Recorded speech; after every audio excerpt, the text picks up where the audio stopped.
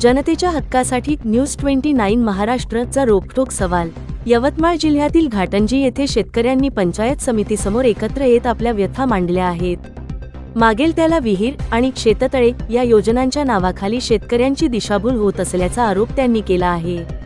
विहिरींची कामे अर्धवट, मस्टर मिळेना, बांधकाम पूर्ण झालेल्या विहिरींचा निधी वर्षभरापासून प्रलंबित, मजुरांचे 5 महिन्यांचे वेतन अद्याप थकीत, शेतकऱ्यांनी सावकारांकडून कर्ज काढून कामे केली आहेत। आता हे कर्ज फेडायचे कसे? जर एखाद्या शेतकऱ्याने आत्महत्या केली तर त्याला जबाबदार कोण?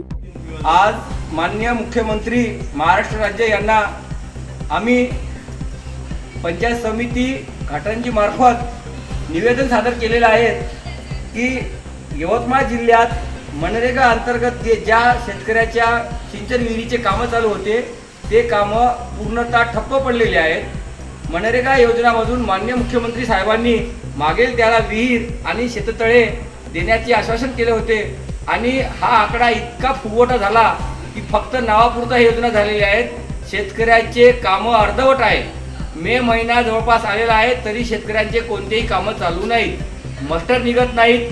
ज्याचे बांधकाम झालेले आहेत त्या शेतकऱ्यांचा 1 वर्षापासून निधी त्यांना मिळालेला नाही। ज्या मजूर वर्ग त्या कामावर गेले होते त्यांचा सुद्धा आज 5 महिन्यापासून कोणतेही पेमेंट नाही।